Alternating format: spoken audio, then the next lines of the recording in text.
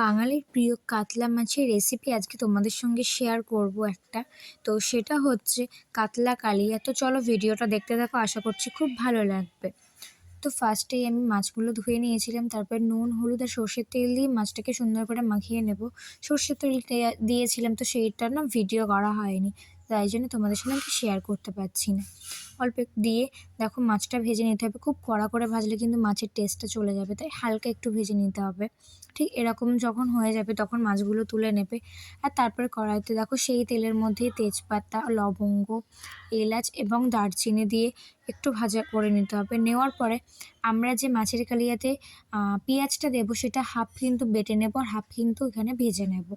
তো তারপর দেখো পেঁয়াজগুলো দিয়ে দিচ্ছি, আর পেঁয়াজগুলো কিন্তু হালকা লাল লাল করে ভেজে নিতে হবে। পুরো ভেজে নিলে কিন্তু মশলা দেওয়ার আগে পর্যন্ত পেঁয়াজগুলো পুড়ে যেতে পারে, তাই হালকা একটু ভেজে নিতে হবে। আর ভেজে নেওয়ার পর মাছের কালিয়াটা কালার করার জন্য একদম অনুষ্ঠান বাড়ির মতন ওই তেলেই একটু কিন্তু চিনি দিয়ে দিতে হবে। তেলে চিনি না দিলে কিন্তু কালারটা আসবে না। তো তারপরে দেখো পেঁয়াজ বাটাটা দিয়ে দিচ্ছি আমরা, আর পেঁয়াজ বাটা দিয়ে কিন্তু সুন্দর করে ভাজা ভাজা করে নিতে হবে। ঠিক যখন পেঁয়াজের কাঁচা গন্ধটা চলে যাবে তখনই কিন্তু চিনিটা আমরা দেবো। তো দেখো এই চিনিটা দিয়ে দিলাম, দিয়ে তারপর দেখো কত সুন্দর একটা কালার চলে এসছে। তারপরে এই রসুন আর আদা দিয়ে দিতে হবে পেস্ট।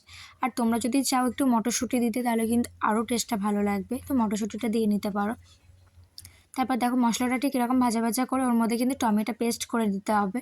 তো তারপরে দেখো কিছু মশলা ঘরোয়া আমাদের, লঙ্কার গুঁড়ো, যেমন ধরো কাশ্মীরি লঙ্কার গুঁড়ো কালারটা পাওয়ার জন্য, তারপরে হলুদ গুঁড়ো, তারপর ধনে গুঁড়ো, জিরে গুঁড়ো এবং স্বাদ মতো নুন দিয়ে দিতে হবে।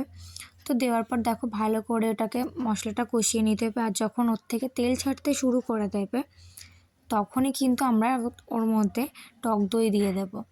তো টক দইটা দিয়ে কিন্তু কন্টিনিউ ওটাকে নেড়ে যেতে হবে, আর কন্টিনিউ না নাড়লে কিন্তু টক দইটা অনেক সময় কেটে যাওয়ার সম্ভাবনা থেকে থাকে।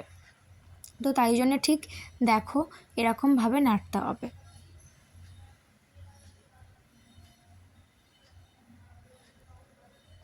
তো তার মধ্যে দেখো এরকমভাবে যখন তেল ছেড়ে দেবে মশলার থেকে তখনই কিন্তু আমরা ওখানে জলটা ঢেলে দেব। তো জলটা ঢেলে দেওয়ার পর কিন্তু কিছুক্ষণ আমরা ওয়েট করব। এইভাবে জলটা ঢেলে দেওয়ার পর কিন্তু আমরা কিছুক্ষণ ঢাকা দিয়ে 10 থেকে 15 মিনিট আমরা ভালো করে এটাকে ফুটিয়ে নেব। তো ফুটিয়ে নেওয়ার পরেই আমরা আস্তে আস্তে মাছগুলো দিয়ে দেব। মাছগুলো কিন্তু আস্তে আস্তে দিতে হবে, কারণ হালকা ভাজা আছে, তাই অনেক সময় ভেঙেও যেতে পারে, তাই আস্তে আস্তে মাছগুলো দিয়ে দিতে হবে। দিয়ে আরও 5 মিনিট মাছটাকে ফুটিয়ে নিতে হবে মাছ দিয়ে।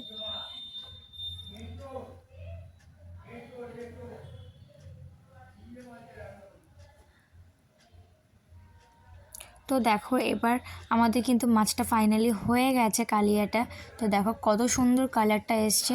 তোমাদের ক্যামেরায় কতটুকু দেখাতে পারছি আমি নিজেও জানি না, কিন্তু কালারটা কিন্তু সত্যি খুব সুন্দর এসেছিলো আর টেস্টটাও দারুণ হয়েছিল। তো তোমরা কিন্তু চাইলে একবার এরকমভাবে বানিয়ে নিতে পারো বাড়িতে, দারুণ টেস্ট হবে। তো তারপরে এখানে একটু ঘি, গরম মশলা এবং একটু ফ্রেশ ধনেপাতা যদি থাকে তাহলে কিন্তু দিয়ে দিতে পারো, টেস্টটা আরও সুন্দর আসার জন্যে। তো এইভাবেই তোমরা কিন্তু বাড়িতে একবার বানিয়ে নিতে পারো। একবার খেলে কিন্তু বারবার খেতে ইচ্ছা করবে, দারুণ টেস্ট হয়। তো ভিডিওটা ভালো লাগলে লাইক শেয়ার করতে ভুলো না। Love you all. আর পরের ভিডিওতে তোমরা কী রান্না দেখতে চাও আমাকে প্লিজ কমেন্ট করে জানিও।